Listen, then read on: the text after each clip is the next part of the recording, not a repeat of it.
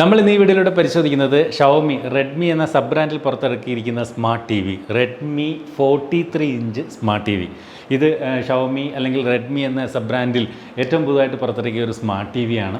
ഈ വരുന്ന ദീപാവലി പ്രമാണിച്ചുകൊണ്ട് നിരവധി ഓഫറുകൾ ഈ ഒരു സ്മാർട്ട് ടി വിയുടെ പ്രൈസിങ്ങിൽ ഇപ്പോൾ ഉണ്ട്.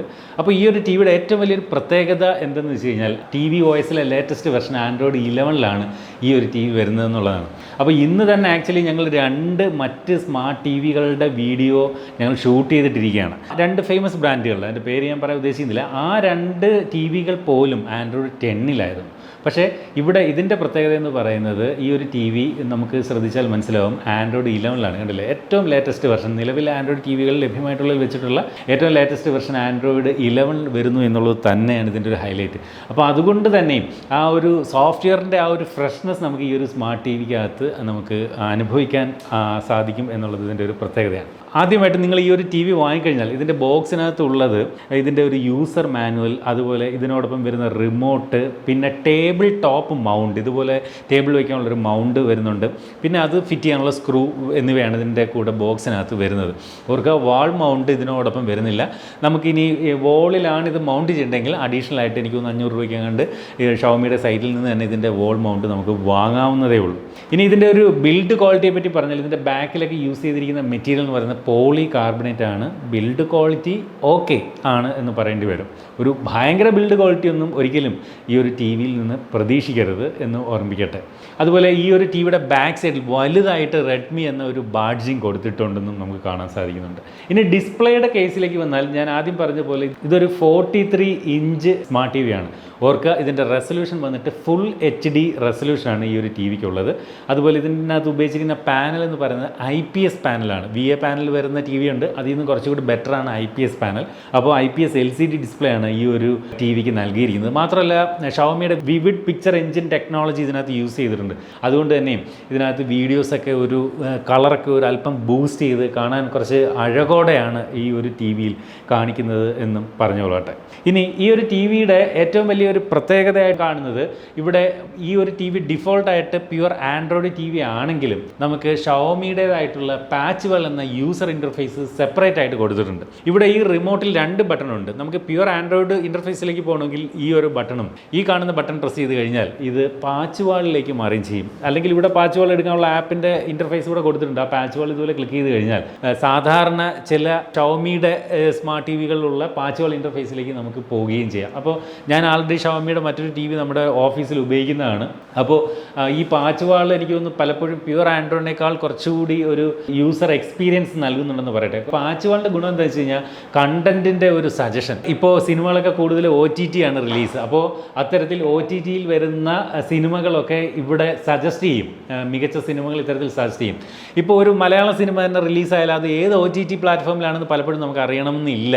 അപ്പോൾ ആ സിനിമകളുടെയൊക്കെ ഒരു സജഷൻ നമുക്ക് ഈ ഒരു പാച്ച് വാളിൽ വരികയും അതിൽ ക്ലിക്ക് ചെയ്താൽ അതിൻ്റെ കറസ്പോണ്ടിങ് OTT പ്ലാറ്റ്ഫോം ഏതാണെന്ന് വെച്ചാൽ അതിലേക്ക് പോകും. ഇപ്പോൾ നെറ്റ്ഫ്ലിക്സ്, ആമസോൺ പ്രൈം, അതുപോലെ ഡിസ്നി ഹോട്ട്സ്റ്റാർ, അതിനകത്തേക്ക് ഏതിലാണെന്ന് വെച്ചാൽ അതിലേക്ക് പോകും. ഇപ്പോൾ ഇവിടെ നോക്കി കഴിഞ്ഞാൽ കണ്ടില്ലേ, ഇത് പ്രൈം വീഡിയോ ആണ്. ഇത് വേറെ ഏതോ OTT പ്ലാറ്റ്ഫോമിൽ നിന്നുള്ള സജഷനാണ്. സോണിയുടെ പ്ലാറ്റ്ഫോമിൽ നിന്നുള്ള സജഷൻ. അങ്ങനെ എല്ലാ പ്ലാറ്റ്ഫോമിൽ നിന്നുള്ള സജഷൻ നമുക്ക് ഇവിടെ പാച്ച് വാളിൽ കിട്ടും.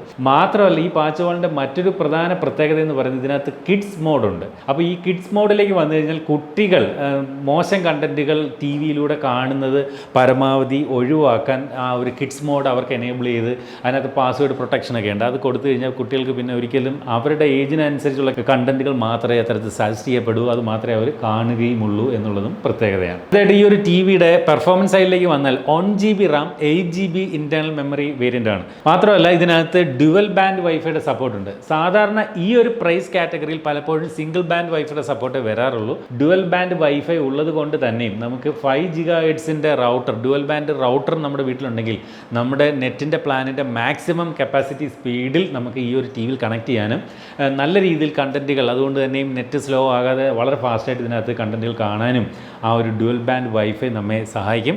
ഇതിനകത്ത് ബ്ലൂടൂത്ത് വെർഷൻ 5 ആണ് ഉപയോഗിച്ചിരിക്കുന്നത്. ഈ ഒരു റിമോട്ടും ബ്ലൂടൂത്ത് കൊണ്ടും ഇൻഫ്രാറെഡ് കൊണ്ടും പെയർ ചെയ്യപ്പെടുന്നത് കൊണ്ട് തന്നെയും കണ്ടില്ലേ, ആ ടി വിയിലേക്ക് നമുക്ക് പോയിൻ്റ് ചെയ്യേണ്ട റിമോട്ട് വേറെ ഏതെങ്കിലും സ്ഥലത്തേക്ക് പോയിൻ്റ് ചെയ്തുകൊണ്ട് നമുക്ക് ഈ റിമോട്ട് ഇതിനകത്ത് കണക്ട് ചെയ്യാൻ സാധിക്കും. അതുപോലെ ഇതിൻ്റെ ഒരു സൗണ്ട് ക്വാളിറ്റിയെക്കുറിച്ച് പറഞ്ഞാൽ 20 വാട്ടിൻ്റെ സ്പീക്കറാണ് നൽകിയിരിക്കുന്നത് ഇതിനകത്ത്. അപ്പോൾ അതിൻ്റെ ഒരു സൗണ്ട് ക്വാളിറ്റി എത്രത്തോളം ഉണ്ടെന്ന് നമുക്ക് നോക്കാം.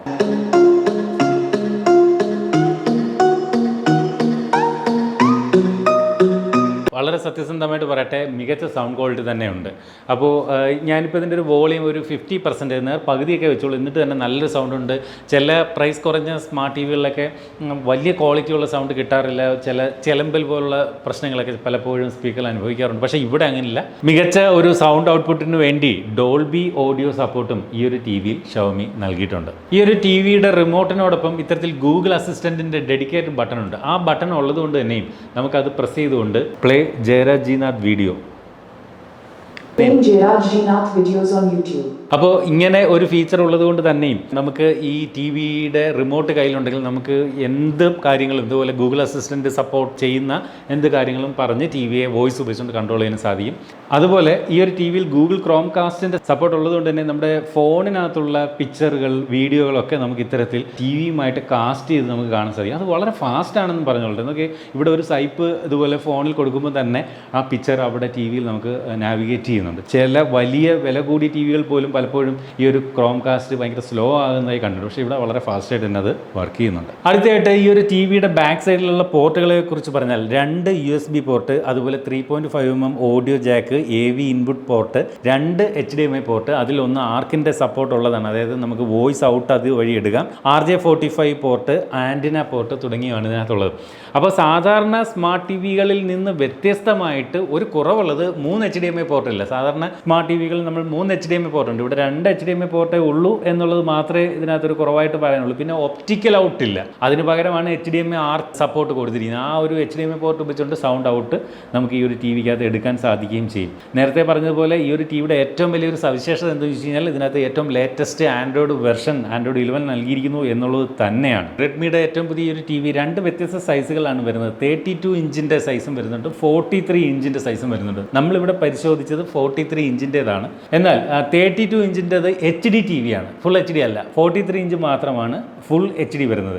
അടുത്തതായിട്ട് ഇതിൻ്റെ ഒരു പ്രൈസിംഗ് എന്ന് പറഞ്ഞാൽ 32 ഇഞ്ചിൻ്റെ HD ടി വിയുടെ റെഡ്മി ടി വിയുടെ പ്രൈസ് എന്ന് പറയുന്നത് ഇപ്പോൾ ദീപാവലി പ്രമാണിച്ച് സ്പെഷ്യൽ പ്രൈസിലാണ് ഷവോമി വിൽക്കുന്നത്. ഏകദേശം 1500ഓളം കുറച്ച് 14,499 രൂപയ്ക്കാണ് നിലവിൽ ഈ ഒരു ടി വി വിൽക്കുന്നത്.